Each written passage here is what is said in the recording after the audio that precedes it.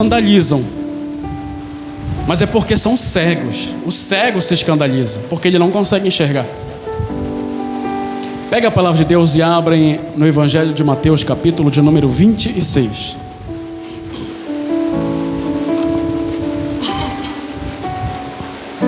Evangelho de Mateus, capítulo de número 26.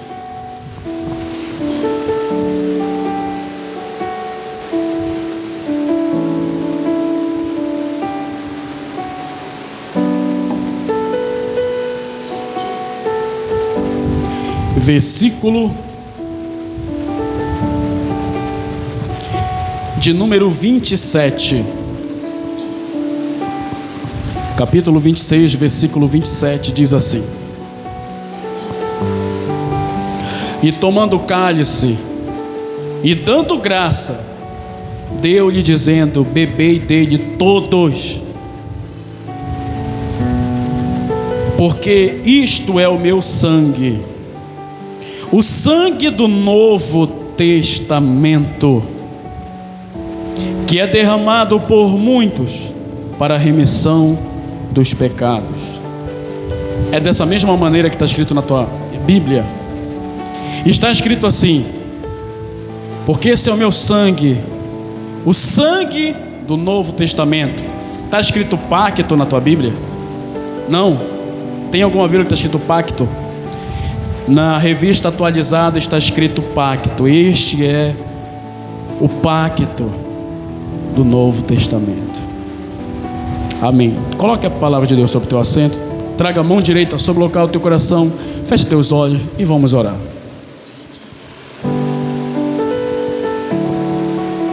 Senhor Deus, eterno Pai, cremos em Ti.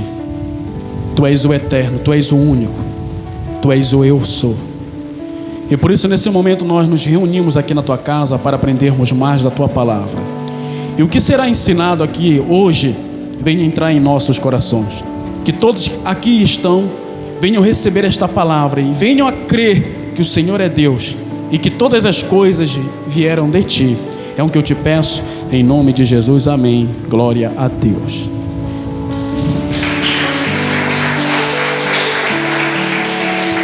Pode se assentar.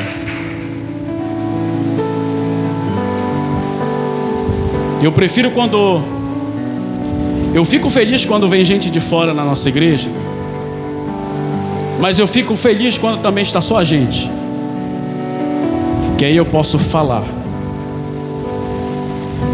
e eu posso falar a verdade. Não que nas outras vezes eu não fale, mas nas outras vezes, quando tem pessoas de fora, eu às vezes omito a verdade, porque a verdade acaba sendo pesada demais para as pessoas. As pessoas não querem ouvir a verdade, elas querem ouvir o que todo mundo já fala, mas a verdade ela não quer ouvir, porque a verdade dói, a verdade machuca. E esse versículo que nós lemos, isto é o meu sangue, o sangue do Novo Testamento. Jesus ali estava fazendo uma aliança, um novo pacto. Preste atenção que esta palavra pacto é uma palavra muito forte. Se eu perguntar para vocês aqui, quem foi que já fez um pacto alguma vez na vida aqui? Já fez um pacto? Quem já fez um pacto aí? Quem fez um pacto, levanta a mão. Quem nunca fez um pacto, levanta a mão. Nunca fez um pacto? Vocês dois aí já fizeram um pacto? Não? Vocês hoje não têm um pacto? Porque infelizmente a ignorância faz com que a pessoa, toda vez que escuta essa palavra pacto, ela vai associar pacto com Satanás. Ela sempre vai associar pacto com o diabo. Você parou para prestar atenção que todas as vezes que tem alguém que está fazendo sucesso, Ah, mas também está fazendo sucesso porque ela fez um pacto com o diabo, por isso que ela canta desse jeito. Nunca ninguém atribui a glória para Deus, sempre é o diabo. Ah, Lady Gaga tem um pacto com o diabo. Ah, Ivete Sangalo tem um pacto com o diabo. O diabo existe? Eu já ensinei aqui. Se quiser acreditar, acredita, mas isso foi ensinado pela Igreja Católica. O diabo nada mais é do que as tuas próprias paixões.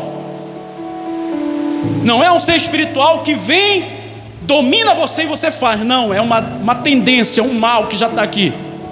E você é o poder de escolha que você tem. Infelizmente,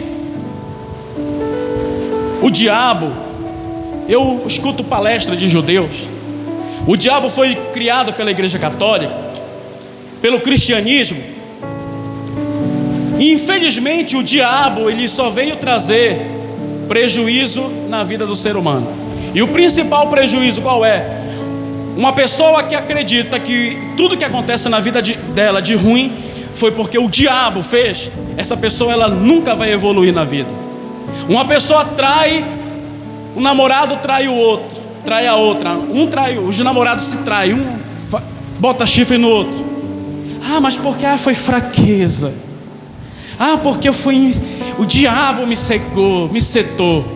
Ou então o casal, quando um bota chifre no outro, ah, foi o diabo. Ah, por que tu roubou? Ah, foi o diabo. Tudo foi o diabo, nada é a pessoa.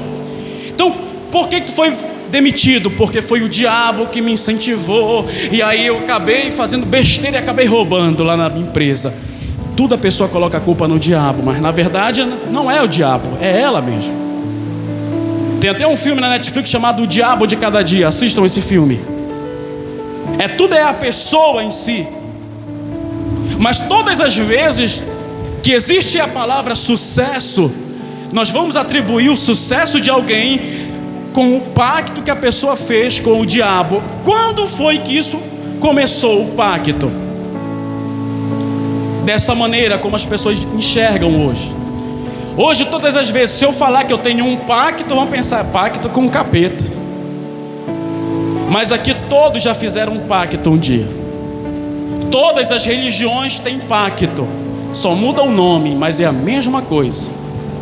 Na Igreja Católica, como é que eles chamam? Já que o pacto é um acordo, o pacto é um contrato. Uma pessoa que é casada com a outra, ela tem um contrato, ela tem um pacto, ela tem uma aliança. Só muda na diferença das religiões. Só que a Igreja Católica, com o passar do tempo, ela queria que todos acreditassem que ela era a única igreja verdadeira. Na verdade, toda igreja faz isso. A verdade. Não existe uma conversão, existe apenas uma mudança de opinião. De quem é que os evangélicos querem converter quem? Os católicos, os macumbeiros. Mas eles já têm um pensamento, eles já acreditam em alguma coisa. Os discípulos de Jesus já tinham as suas religiões. Só que aí Jesus veio, ensinou e pregou, e eles passaram a acreditar naquilo que Jesus pregava. O apóstolo Paulo também já tinha religião. Qual era a religião dele? Fariseu. Então existe na verdade uma mudança de pensamento. Não existe em si uma conversão em si, é uma mudança de pensamento. Então essa conversa de pacto veio da Igreja Católica. A Igreja Católica então começou a colocar na mente das pessoas que a única igreja verdadeira era ela. E depois de algum tempo, ela começou a disseminar essa palavra pacto. Todo mundo que tinha sucesso era porque tinha feito um pacto com o diabo. Mas preste atenção, eu ainda vou entrar aqui, eu estou apenas falando um pouco aqui de teologia, mas ainda vou entrar na parte mais escatológica aqui. Então a Igreja Católica, ela começou a disseminar, e passando-se o tempo, ela vai ensinar para as pessoas que qualquer pessoa que tenha uma outra religião ou fez sucesso na vida, ela fez um pacto. E o que seria o pacto? Como eu falei, é um acordo. Na Igreja Católica, preste atenção, O que é um acordo, um pacto? A Igreja Católica também tem. O que seria um pacto? Uma promessa. Todo católico tem o seu santo padroeiro.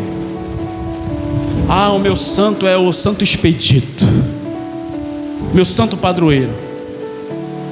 Os evangélicos a mesma coisa. O evangélico, ele também faz pacto. Quem aqui já fez uma campanha de oração? Agora vocês entendem o que é pacto? Aquilo lá era um pacto. Nós estamos numa campanha de oração. O que é uma campanha de oração? É você falar que vai fazer alguma coisa. Se o teu Deus, a tua entidade te der algo em troca, você faz algo para ela. E eu estava conversando com o pastor Luiz, eu falei, a religião evangélica, ela é tão medíocre, que ela fala mal da Igreja Católica. Ela diz que o verdadeiro Deus, já que eles adoram Deus, o Deus morto. Mas preste atenção. Preste atenção. A campanha de oração, o voto, ou então o pacto que o crente faz na igreja, faça 7 sexta-feira, 7 oração, venha buscar a Deus 7 sexta-feiras aqui na igreja, então 7 domingos. Olha como é medíocre. A promessa que a pessoa faz é só de vir para a igreja. Para vir para a igreja não era para ser uma promessa, muito menos obrigação, porque tem gente que vem por obrigação. Para vir para a igreja era para ser algo prazeroso, amoroso. Nossa, eu vou hoje para a casa de Deus, eu vou adorar Ele lá. Só que hoje o pacto que as pessoas fazem é tão medíocre. Eu vou fazer uma campanha, Senhor, se tu me der algo, eu vou para a tua igreja, eu vou para a tua casa. Olha como é medíocre. Aí vamos colocar isso agora na Igreja Católica. A pessoa faz um pacto, uma aliança, uma promessa com o santo, com o Nazaré. Outubro vai começar agora. Eu tenho certeza, pode ser, eu acho que não vai ter o Sírio, mas você vai ver gente vindo andando de Capanema, Castanhal, para cá. A pessoa ela faz um pacto com o Nazaré, com a aliança, uma promessa, porque é tudo a mesma coisa. Se tu me deres tal coisa, se o Senhor me curar dessa minha enfermidade que tem aqui na minha perna, eu não consigo andar. Se o Senhor me curar, se a senhora me curar, minha Virgem de Nazaré, eu venho andando de lá de Capanema, lá para a tua basílica, até o dia da minha morte. Olha a diferença. O crente se diz ser mais de Deus do que um católico, o evangélico. Só que olha a campanha de oração que ele faz, olha o pacto que ele faz com Deus. Eu só vou para a tua igreja, só 7. E às vezes ainda quebra. Aí o católico faz um pacto para toda a vida e não quebra. E nós ficamos, olha, um bando de doido aí, de joelho andando na procissão. Quem é que tem mais fé?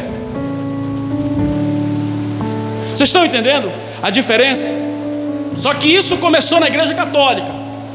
Para vocês entenderem melhor, como eu falei, eu queria apenas desabafar, começar a pregar a partir de agora. Quando Deus criou todas as coisas, preste atenção. Quando Deus criou todas as coisas, no princípio, quando criou Deus os céus e a terra, Gênesis capítulo de número 1. Entenda, começa a imaginar, olha para o céu agora aqui, Ele criou essas estrelas, tudo, céus e a terra. Só que quando nós imaginamos céus e a terra, Deus vai criar os seres espirituais. E o que são os seres espirituais? Entenda, o mundo espiritual, ele vive e ele habita dentro do mundo físico. O mundo espiritual está aqui agora. Preste atenção. A gravidade, o vento, isso tudo é espiritual. É isso que, quando Deus cria então os céus e a terra, é apenas um versículo que fica ali, provavelmente passou milhões de anos. E Deus vai criar a lei, as leis da natureza. Essas leis da natureza, cada um vai ter o poder de governar tal área. Deus vai criar, por exemplo, o fogo. Ele vai criar o vento, o ar. Ele vai criar a terra. Ele vai criar a água.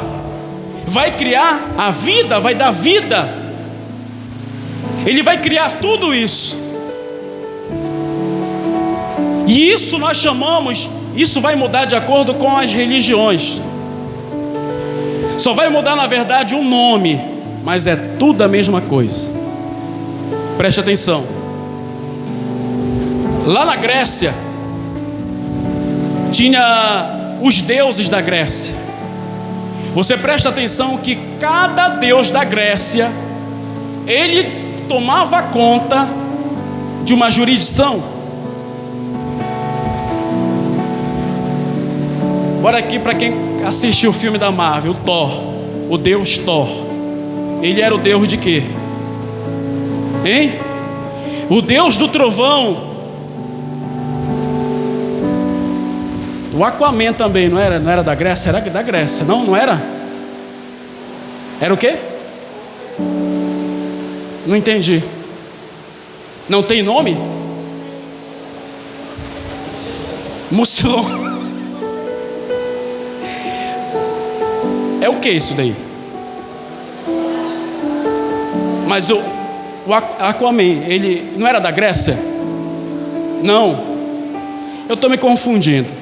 Mas para você observar que cada deus, de cada época, eles tomavam conta de um certo tipo de poder. Era delegado para ele um tipo de poder. Correto? Vamos lá para mais um deus que exercia também muito poder. O Loki, por exemplo, ele era o deus da mentira, do engano, não é isso? Então cada um acreditava em um deus. Se eu não me engano, eu acho que era o deus Mercúrio. Mercúrio, eu acho que era o deus da guerra, não estou lembrado.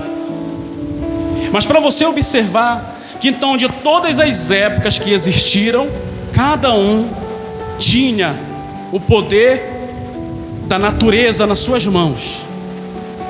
E isso nós chamamos de deuses. A palavra Deus é uma palavra no plural, que vem de Elohim, de deuses. Deus é Deus dos deuses. Deus, ele tem poder sobre os outros deuses, então ele criou também outros deuses. Porque o que é um Deus? Deus é aquilo que exerce algum tipo de poder. Então Deus, ele criou os outros deuses. A igreja vai chamar esses deuses, o cristianismo vai chamar esses deuses de anjos. Mas que na verdade eles tinham um poder sobre a natureza. Eles tinham poder sobre este mundo aqui. Se nós observarmos, então contando um pouco de história para vocês aqui entenderem o que são os anjos. Se você observar, quando descobriram o Brasil, existia já os índios. E cada tribo acreditava nas suas entidades. E cada entidade tinha o poder, por exemplo, o Deus da mata, Iemanjá, tinha a Curupira. Cada um desses é atribuído a um Deus. O índio pena verde, por exemplo, vocês estão entendendo? Começa a entrar aí as entidades. Só que aí vai mudar. No cristianismo nós vamos chamar isso de anjos. E eles têm os mesmos poderes. Me diga o nome de 4 anjos aí. Hein? O que mais? Gabriel, o que mais? Eu quero o nome de 4 anjos. Gabriel, Miguel, o que mais? Vocês não sabem, não? A Bíblia só fala esses 2, não é? Correto? Mas preste atenção.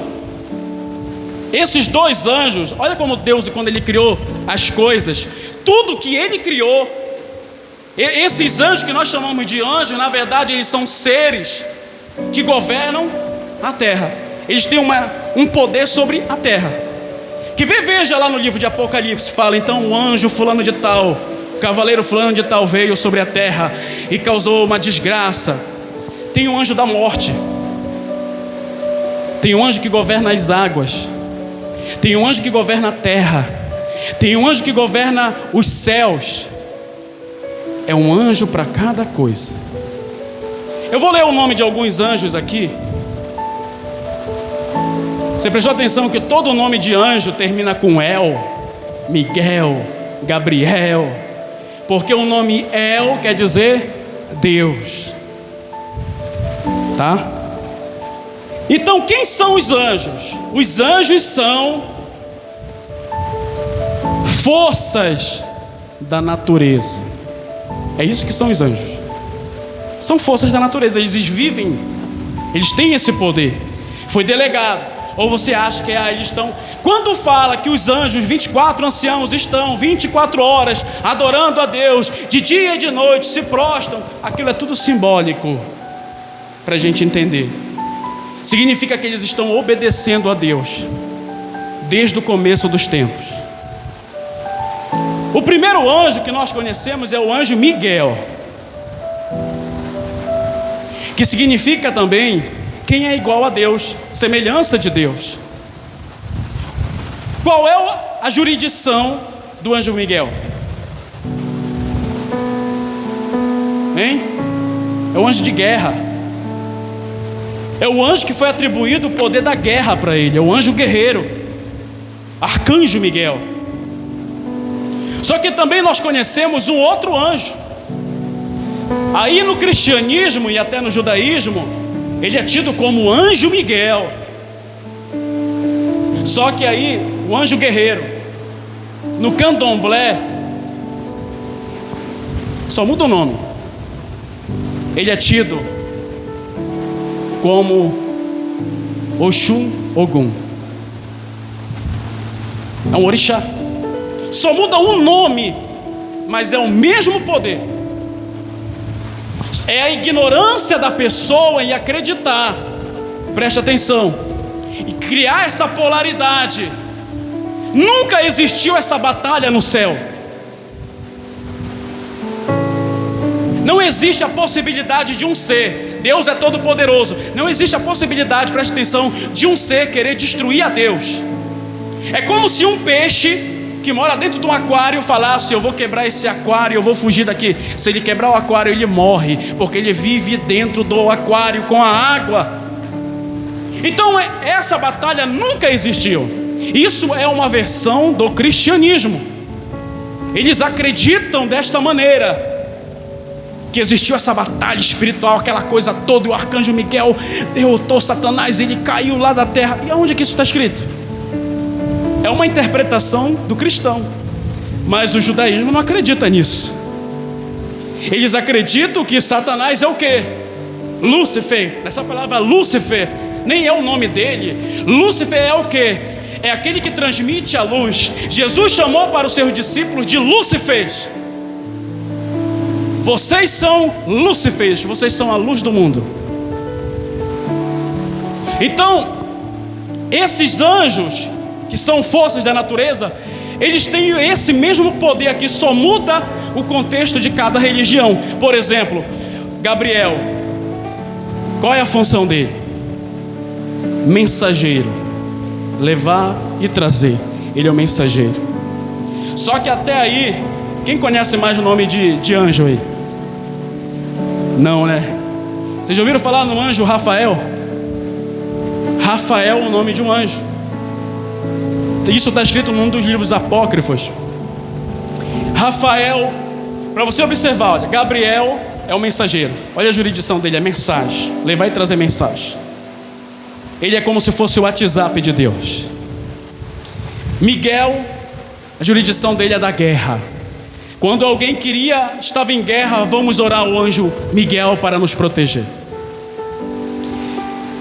O anjo Rafael, ele é o anjo da cura. Inclusive, quando Jesus estava no deserto, que ele passou 40 dias e 40 noites, estava todo cheio de feridas, estava com fome, o anjo que foi curar ele foi o anjo Rafael. Existe também o anjo Uriel.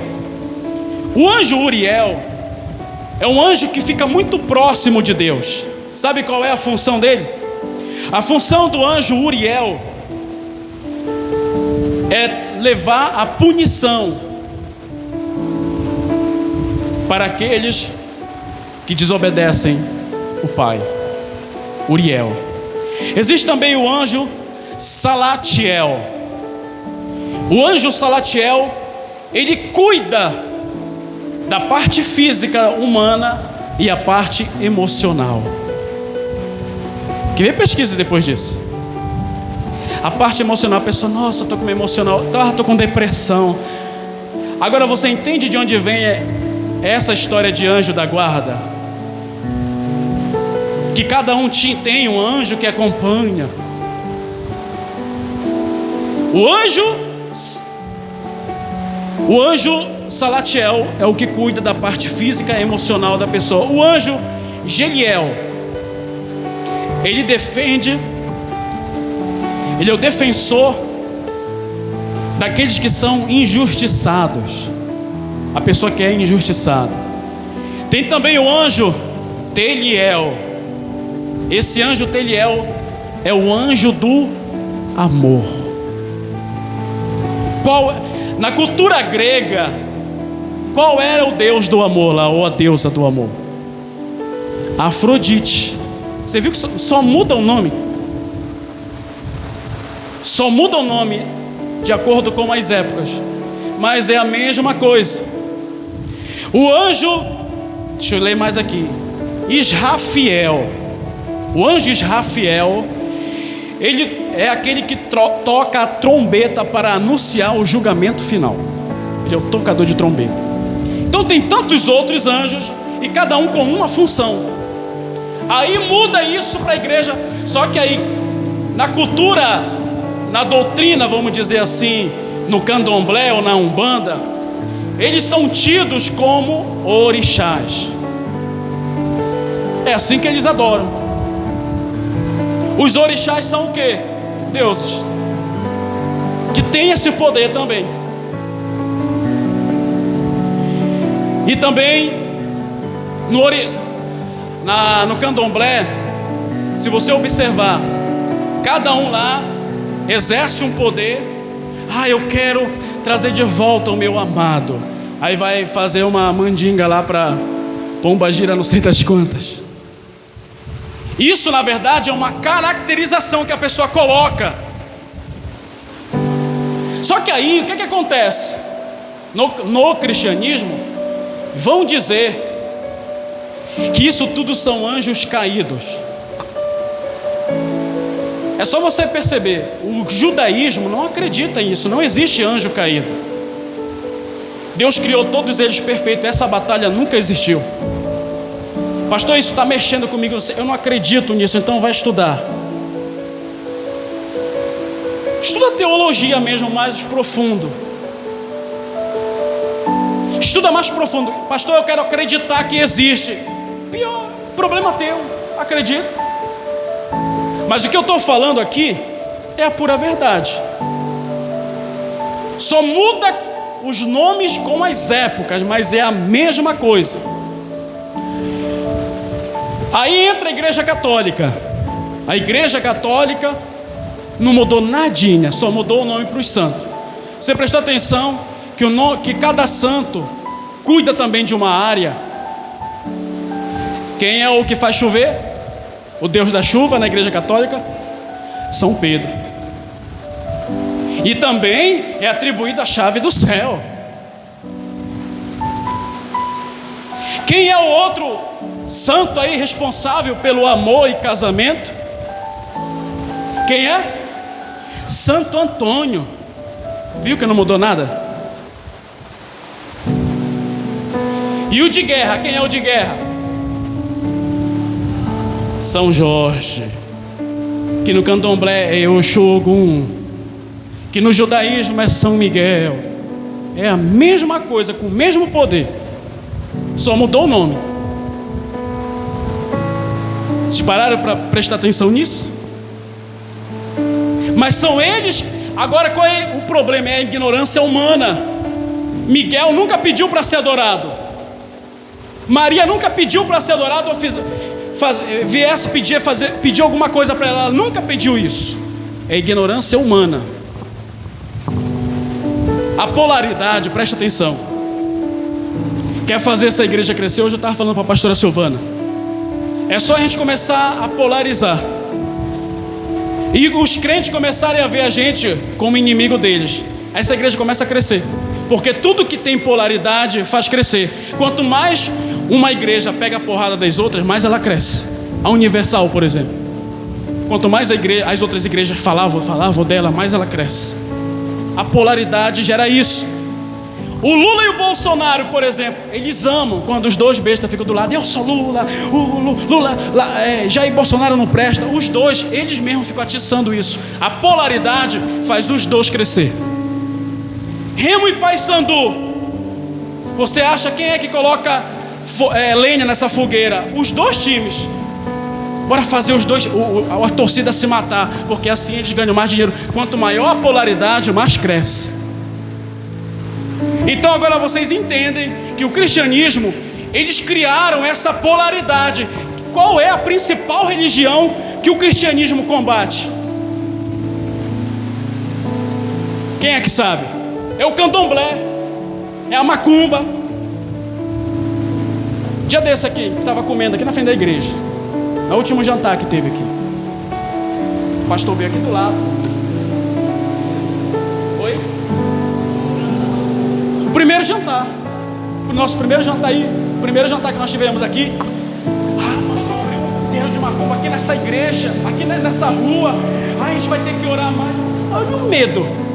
Como se os macumbeiros fossem meu inimigo. Eles não são nossos inimigos. A Umbanda, o Candomblé não são nossos inimigos. Não liga para eles. Macumba só pega em quem acredita. Se você acredita, sabe como é que a macumba pega? Lembra daquele episódio do Cris? Quando a Rochelle acreditou que tinham feito voodoo para ela,